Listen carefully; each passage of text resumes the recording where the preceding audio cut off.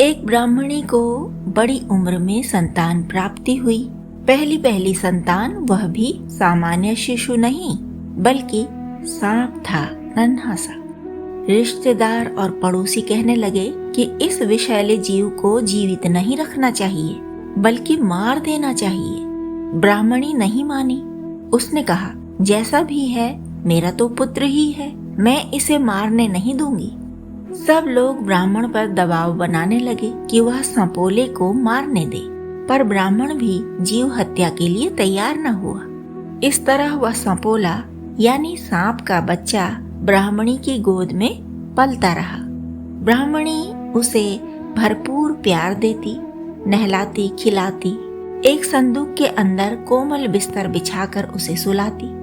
लोग विरोध करते करते थक गए तो ब्राह्मण के परिवार से दूरी बनाकर रहने लगे।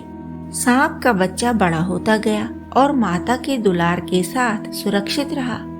ब्राह्मणी देखती कि दुनिया के सब बेटों की शादी होती है, बहू घर में आती है, पर उसे बहू कैसे मिलेगी, इस चिंता में वह घुलती रहती।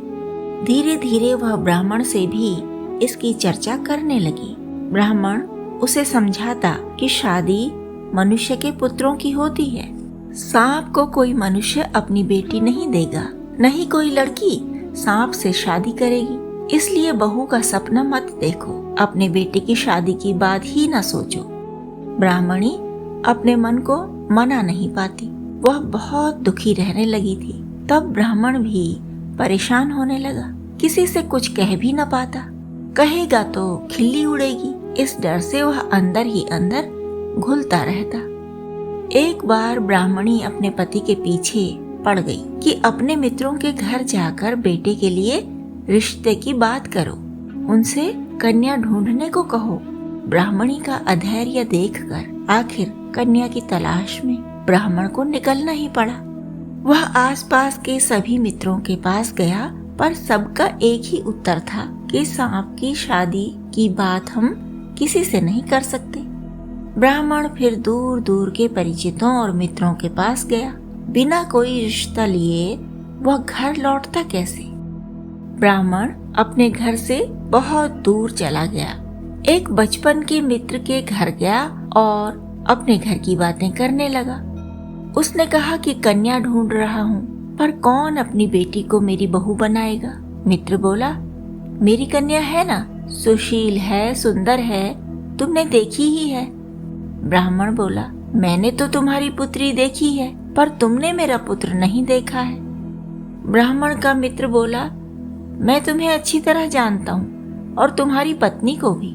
जब तुम दोनों ही इतने अच्छे हो तो तुम्हारी संतान बुरी हो नहीं सकती।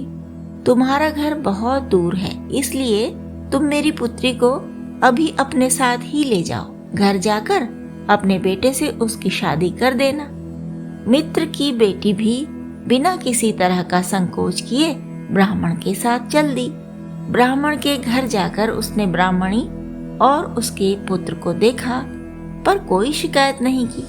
आसपास के लोग कहने लगे, अरे लड़की, अपना जीवन बर्बाद मत कर, अपने पिता के घर लौट जा। सांप के साथ भी कोई लड़की शादी करती है भला? अभी कुछ नहीं बिगड़ा, अगर यहाँ रही तो सांप तुझे मार डालेगा। वह लड़की कहती, मारने वाला होता तो अब तक किसी को तो मारता। मेरे पिता ने मुझे उससे विवाह के लिए भेजा है, इसलिए मैं तो उसी से विवाह करूंगी। इस तरह विवाह हो गया। लड़की सांप के संदूक वाले कमरे में सोई। रात को उसने अपने कमरे में एक सुंदर युवक को देखा तो वह डर के मारे चिल्लाने लगी, लेकिन युवक ने कहा कि मैं तुम्हारा पति हूँ, तुम्हारा विवाह मुझसे हुआ है। वह सांप की केंचुल में घुसा और फिर बाहर निकलकर दिखाया। उसने बताया कि पूर्व जन्म के किसी श्राप के कारण उसे ऐसा जन्म मिला है। लोग विश्वास नहीं करेंगे, इसलिए किसी से मेरे बारे में बात न करना। फिर रोज सांप रात को मनुष्य देह में रहता और सुबह होते ही सांप की देह में चला जाता। एक रात ब्राह्मण ने बहू के कमरे से किसी पुरुष की धीमे धीमे बात करने की आवाज सुनी, तो ब्राह्मण ने सोचा कि उनकी बहू किसी पुरुष को बुलाती है रात को। रंगे हाथों पकड़ने के लिए अगली रात वह बहू के कमरे में छिप गया। ब्राह्मण ने सांप को मनुष्य बनते देखा। मन में खुशी हुई, बहू के प्रति ममता बढ़ी। अब ब्राह्मण सोचने लगा कि उसका पुत्र सदा मनुष्य बनकर रह पाए, इसके लिए क्या करें। अगली रात ब्राह्मण फिर बहू के कमरे में छिपा और जब सांप मनुष्य बन गया तो उसकी केंचुल को छुपाकर ब्राह्मण बाहर ले गया और उसे जला दिया। बेटे को सुबह जब अपनी केंचुल नहीं मिली और उसके माता पिता भी सामने आ गए तो उसने पूछा, मेरी केंचुल कहाँ गई? ब्राह्मण ने कहा कि मैंने उसे जला दिया ताकि तुम हमेशा मनुष्य ही बनकर रहो। पुत्र ने उन्हें सब बातें बताईं कि पिछले जन्म के किसी श्राप के कारण उसे सांप का जन्म मनुष्य के गर्भ से मिला। कहा गया था कि जब कोई मनुष्य उसकी केंचुल स्वयं जला देगा तभी वह हमेशा के लिए मनुष्य बन सकेगा। अब तो उसे सांप नहीं बनना पड़ेगा। फिर वह परिवार हंसी खुशी जीवन बिताने लगा। समाज के ताने और व्यंग्य से भी उन्हें मुक्ति मिल गई।